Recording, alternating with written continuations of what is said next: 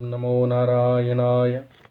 శశంఖచక్రం సకిరీటకుండలం సపీతహస్తం సరసీరహేక్షణం సహారవక్షస్థలకౌస్తుభశ్రియం నమామి విష్ణుం శిరసా చతుర్భుజం. ఓం నమో నారాయణాయ. భగవద్బంధువులందరికీ మా నమస్సుమాంజల్లు. వైకుంఠ ఏకాదశి శుభపర్వదినాన ఆ శ్రీ మహావిష్ణువు ఆశీస్సులు మనందరిపైన ఉండాలని కోరుకుంటూ ఈ వైకుంఠ ఏకాదశి యొక్క విశిష్టత గురించి, ఈరోజు మాత్రమే ఉత్తర ద్వార దర్శనం ఎందుకు చేసుకుంటారనే విషయం గురించి ఈ ప్రవచన కార్యక్రమంలో వివరించుకునే ప్రయత్నం చేద్దాం. శేషతల్పం పైన శయనించే శ్రీ మహావిష్ణువుని దర్శించుకోవటానికి వైకుంఠానికి తరలి వెళ్ళే ముక్కోటి దేవతలందరూ కూడా ఈరోజు స్వామివారు భూలోకానికి వచ్చే శుభ సందర్భమే వైకుంఠ ఏకాదశిని వివరిస్తూ ఉంటారు. పరమ పవిత్రమైన ఈ రోజున ఉత్తర ద్వారం నుంచి స్వామివారిని దర్శించుకుంటే జన్మజన్మల పాపాలన్నీ తొలగిపోతాయని, పుణ్యలోకాలు ప్రాప్తిస్తాయని ప్రతీతి. ముక్కోటి ఏకాదశి రోజు విష్ణు దర్శనం తర్వాత పూజ చేసి ఉపవాసం ఉంటే అఖండ ఐశ్వర్యం సిద్ధిస్తుంది అంటారు. మరి అటువంటి పవిత్రమైన దినం శ్రీ లక్ష్మీనారాయణులకి ఎంతో ప్రీతికరమైన శుక్రవారం రోజు రావటం మరింత ప్రత్యేకంగా చెప్పుకోవచ్చు. అటువంటి ముక్కోటి ఏకాదశి గురించి ఈరోజు మనం వివరించుకుందాం. మహావిష్ణువు గరుడ వాహనదారుడై 3 కోట్ల దేవతలతో భూలోకానికి దిగి వస్తాడంట. ఈరోజు అందరి భక్తులకి దర్శనమిస్తాడు అని చెప్తారు.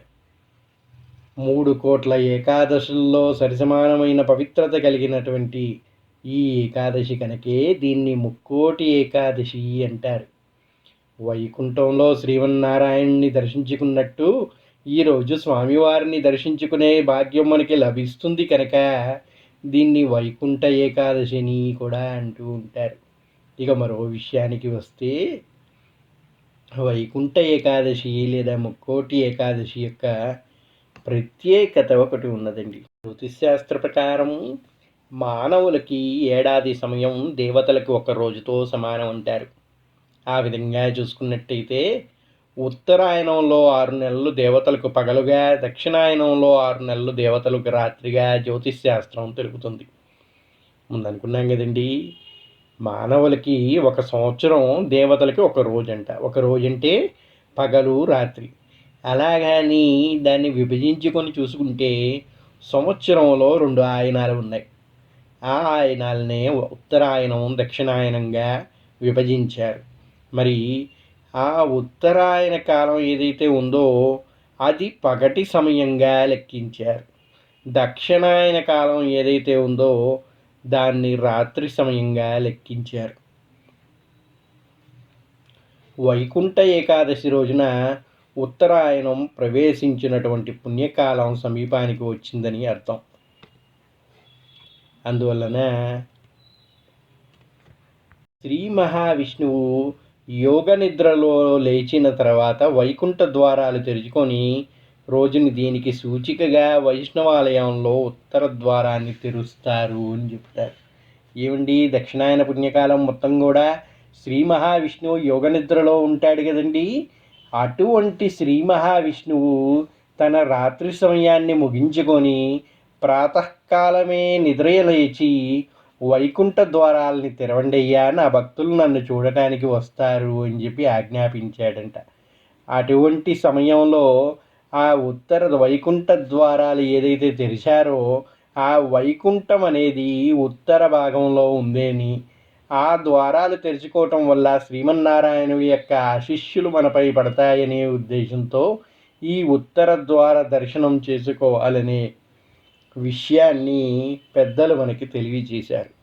భౌతికంగా చెప్పింది ఈ విధంగానే అయినప్పటికీ దీంట్లో సూక్ష్మంగా కానీ మనం చూసుకుంటే ఉత్తర ద్వారం అనేది మానవ శరీర భాగాల్లో కానీ మనం చూసుకుంటే మనం నవరంధ్రాల గురించి మాట్లాడుకుంటామండి. ఈ నవరంధ్రాల్లో మాడు అనేది ఉంటుంది నెత్తిపైన.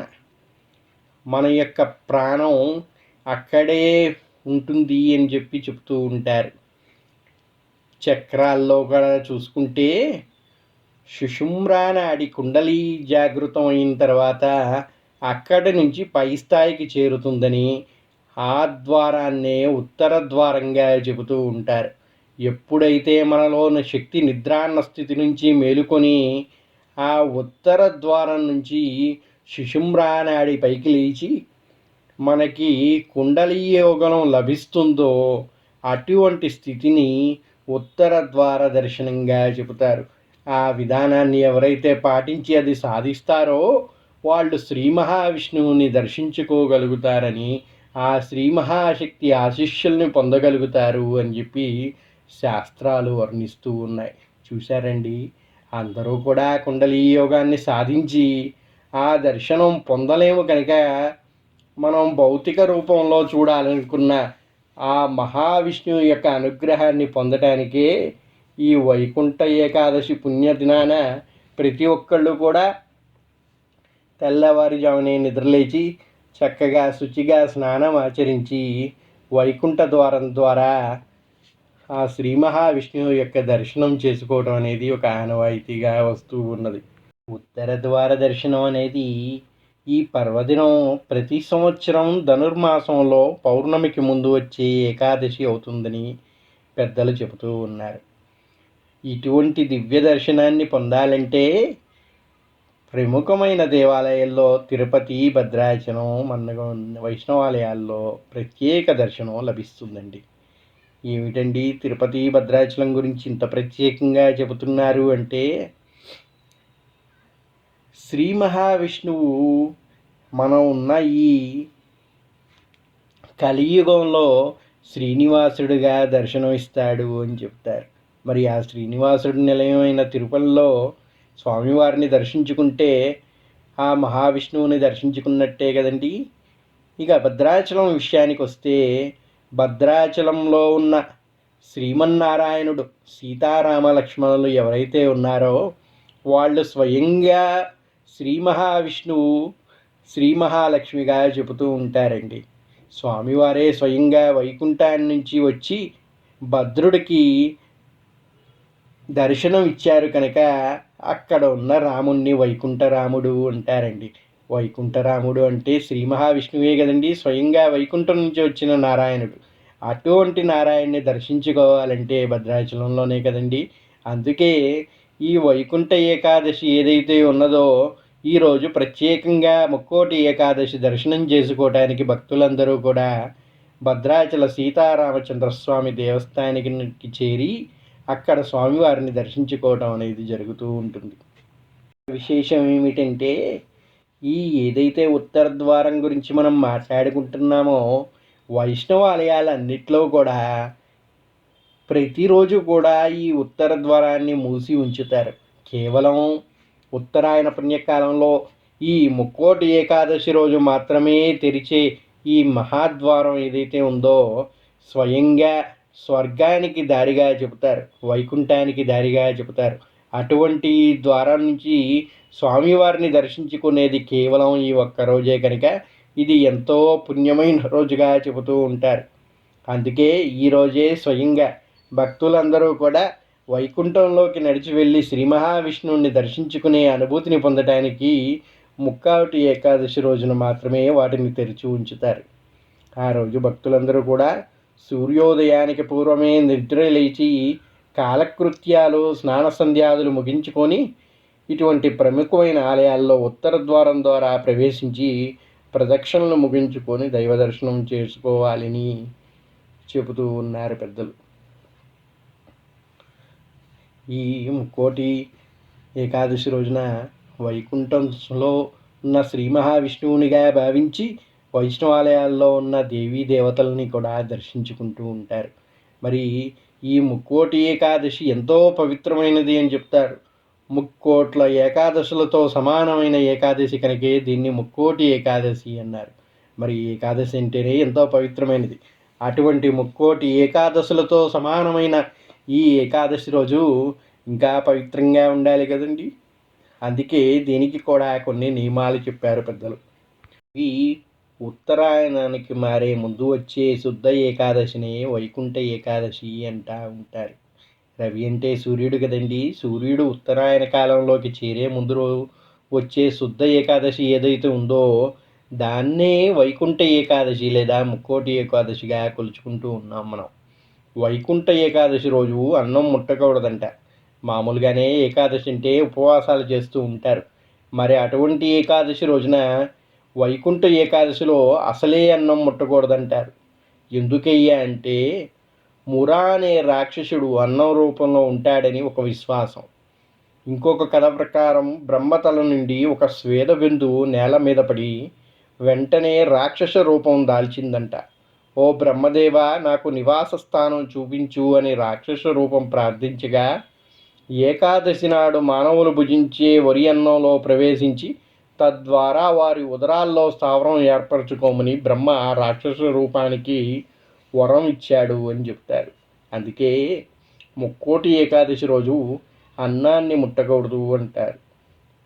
ఎందుకయ్యా అంటే అన్నం ద్వారా కలిపే రోగభయాలు ఏవైతే ఉన్నాయో ఈ రాక్షస రూపంలో మన ఉదరంలోకి చేరి మనల్ని ఇబ్బంది పెడుతూ ఉంటాయి అంటారు. అందుకనే ఈరోజు శాతనంత వరకు ఉపవాస దీక్షని ఆచరించాలి అని చెబుతూ ఉంటారు. లేదండి మేము ఉపవాసం అంటే పూర్తిగా ఉండలేము అండి అంటే పళ్ళు పలహారాలు దేవునికి నైవేద్యం చేసి ఆ ప్రసాదాన్ని స్వీకరించవచ్చండి. ఉపవాసం అంటే నిరాహారం అని చెప్పలేదండి ఎక్కడ. ఉపవాసము అంటే దేవుని సన్నిధిలో దేవునికి దగ్గరగా ఉండటాన్నే ఆవాసం అంటారు.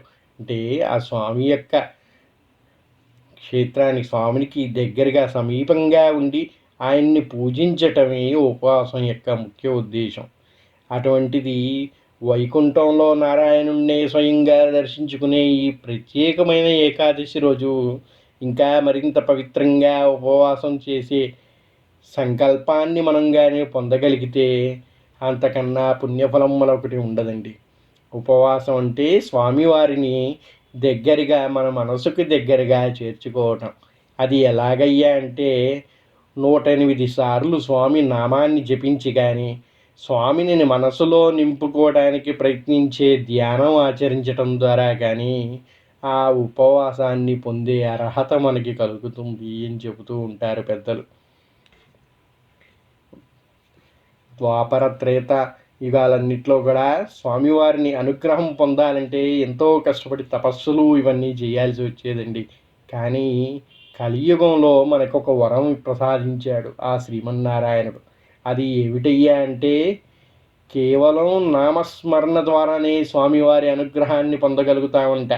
అటువంటి పవిత్రమైన శ్రీ మహావిష్ణువుని దర్శించుకోవాలంటే ఓం నమో నారాయణాయ అనే మంత్రం, అష్టాక్షరీ మంత్రాన్ని 108 సార్లు కానీ జపించి స్వామివారిని మనసులో ధ్యానించుకుంటూ ధ్యానం ఆచరించగలిగితే ఆ శ్రీ మహావిష్ణువు యొక్క అనుగ్రహానికి అందరూ కూడా పాత్రులు కాగలిగే అవకాశం లభిస్తుందండి.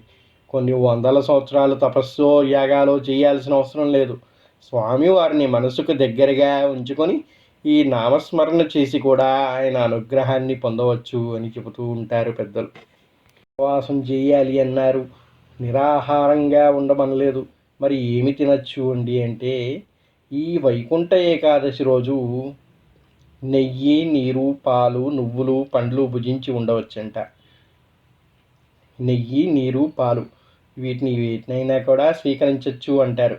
అలాగే పళ్ళని కూడా స్వీకరించవచ్చు అన్నారు. కేవలం అన్నం మాత్రం ముట్టరాదు అన్నారు. కనుక మీరు ఏది తినాలనుకున్నా కూడా దాన్ని ఆ స్వామివారికి నివేదనగా అందించి ఆ అందిన ప్రసాదాన్ని మనం కానీ పొందగలిగితే అంతకన్నా పుణ్యఫలం మరొకటి ఉండదు.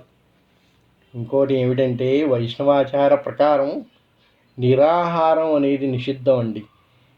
ఉపవాసం చేయాలి కానీ పూర్తిగా ఏమి స్వీకరించకుండా కాదు. ఎందుకంటే దేవుణ్ణి భౌతికంగా మనం విగ్రహంలో చూసినప్పటికీ సూక్ష్మంగా ఆత్మారాముడిగా మనలోనే ఉంటాడండి. అటువంటి ఆత్మారాముణ్ణి సంతృప్తిపరచవలసిన అవసరం కూడా మనకి ఉంది. అందువల్ల స్వామివారికి నివేదించిన ఆ నైవేద్యం ఏదైతే ఉందో దాన్ని మీరు స్వీకరిస్తే మీలో ఉన్న ఆత్మారాముడు సంతోషించి మిమ్మల్ని ఆశీర్వదిస్తాడు అని చెప్తూ ఉంటారు. అందువల్ల అన్నం తినకుండా ఉండండి, కానీ నిరాహారంగా ఉండద్దు. పాలు, పళ్ళు, నెయ్యి ఇవన్నీ కూడా స్వీకరించడానికి యోగ్యమైనవి కనుక స్వామికి నివేదించి దాన్ని స్వీకరించాలి అని చెప్తారు. వైకుంఠ ఏకాదశి రోజున నిష్ఠ నియమాలతో వ్రతం ఆచరించే వారికి మరో జన్మంటూ ఉండదు అంటారు. ఆ విధంగా పురాణాలు కూడా చెబుతూ ఉన్నాయి. ముక్కోటి ఏకాదశి రోజు మరణించే వారికి వైకుంఠ నివాసం సిద్ధిస్తుందని, స్వర్గంలో తలుపులు వారి కోసం తెరిచి ఉంటాయని శాస్త్రాలు పేర్కొంటున్నాయి. ముల్లోకాలని నడిపించే విష్ణుమూర్తి ముక్కోటి ఏకాదశిని స్తుతించే వారికి మోక్షం ప్రాప్తిస్తుంది అని చెబుతూ ఉంటారు. ఏమిటండి ఈరోజు చనిపోయిన వారికి వైకుంఠ ద్వారాలు తెరుచుకుంటూ ఉంటాయని చెప్తున్నారు అంటే ఇటువంటి మూఢనమ్మకాలు ప్రేరేపిస్తున్నారా అంటే కాదండి. ఏది కూడా మన చేతిలో ఉండదండి. మీరు అనుకున్న ఏదో చెయ్యాలనుకొని ఏదో చేసినంత మాత్రాన జరిగిపోదండి. ఏది జరగాలన్నా దానికి ఒక సంకల్పంతో పాటు దైవానుగ్రహం కూడా లభించాలి. ముక్కోటి ఏకాదశి రోజు మరణం ప్రాప్తించడం అంటే అది అంత సులభమైన మార్గం కాదు. కేవలం మోక్షం మాత్రమే ఆ రోజు లభిస్తుంది. ఎవరి చేతిలో ఏ విధంగానో ఆ రోజు మరణించాలి అనుకుని మరణించడం అనేది జరగదు అంటారు. ప్రయత్నించి ఎంతోమంది హాస్పిటల్ పాలయ్యి నానా ఇబ్బందులు పడటమే తప్ప అటువంటిది ఏది కూడా జరగదు. ఇంకోటి ఏమిటంటే ఈరోజు మరణించిన వారికి ఎంత పుణ్యఫలం అయితే లభిస్తుందో అటువంటి ప్రయత్నం ఆచరించి పాపం పొందే వాళ్ళకు కూడా అంతకంటే ఎక్కువ పాపమే లభిస్తుంది. కనుక ఏది కూడా కావాలని నేనేమి చెప్పట్లేదండి. శాస్త్రంలో ఉన్నది మాత్రమే మీకు వివరించే ప్రయత్నం చేస్తున్నాను. కనుక అందరూ కూడా భక్తి శ్రద్ధలతో స్వామి అనుగ్రహంతో మాత్రమే మోక్షం లభించాలని కోరుకోవాలి. బలవన్మరణాలనే ప్రయత్నాలు ఎప్పుడూ కూడా చేయకూడదు. ఎందుకంటే అంతకంటే మహాపాపం మరొకటి ఉండదు. అందరూ కూడా భక్తితో తెల్లవారుజామునే నిద్రలేచి పూజ గదిని శుభ్రపరచుకొని తలస్నానం ఆచరించి చక్కగా పటాలకి పసుపు, కుంకుమ, చంద్రం వంటి సుగంధ ద్రవ్యాలతో అలంకరించి ముగ్గులు అలికి స్వామివారికి పూలు, తెలుపు రంగు వస్త్రాలు కప్పి టెంకాయ, మామిడి తోరణాలు సిద్ధం చేసుకొని చక్కగా తులసీ దళం ఉపయోగించి శ్రీ మహావిష్ణువుని అర్చించాలి అని చెప్తూ ఉంటారు. స్వామివారికి శ్వేత వస్త్రం అంటే ఎంతో ఇష్టం అంట. అందుకని శ్వేత వస్త్రాన్ని స్వామివారికి అలంకరించాలి అని చెప్తారు. శ్వేతం అంటే తెల్ల కదండి. తెలుపు రంగు ఉన్న వస్త్రం స్వామివారికి ఈరోజు సమర్పిస్తే చక్కగా టెంకాయలు, మామిడి తోరణాలు సిద్ధం చేసుకొని పూజకి తామర పువ్వులు, తులసి దళాలు ఉపయోగిస్తే ఇంకా ఎంతో సంతోషంగా స్వామి అనుగ్రహిస్తాడు అని చెప్తారు. ఎందుకయ్యా తామర పువ్వుల్ని ప్రత్యేకంగా చెబుతున్నామంటే శ్రీ మహావిష్ణువు యొక్క నాభి నుంచి తామర పువ్వు ఉద్భవించింది అని చెప్తారు. దాని నుంచే బ్రహ్మదేవుడు వచ్చాడు అంటారు. మరి అంతటి పవిత్రమైన తామర పువ్వుని స్వామివారి పాదాల చెంత ఉంచి పూజిస్తే ఇంకా మహాపుణ్యం కదండి. ఇకపోతే వైకుంఠ ఏకాదశి రోజున జాజి పువ్వులతో అల్లిన మాలని విష్ణుమూర్తికి సమర్పించినట్లయితే సర్వపాపాలు తొలగిపోతాయని పురాణాలు చెబుతున్నాయి. ఈరోజు స్వామివారికి పాయసం, తీపి పదార్థాలు, ఆకుపచ్చని పండ్లతో నైవేద్యంగా సమర్పించి స్వామివారిని స్తుతించి అందరూ కూడా శ్రీమన్నారాయణుడు, శ్రీ మహాలక్ష్మి యొక్క అనుగ్రహానికి పాత్రులు కాగలరని ప్రార్థిస్తూ స్వస్తి. సర్వే జనా సుఖినో భవంతు. శ్రీమన్లక్ష్మీనారాయణ అనుగ్రహ కటాక్ష సిద్ధిరస్తు. ఓం నమో నారాయణాయ. ఓం నమో శ్రీమాత్రే నమః.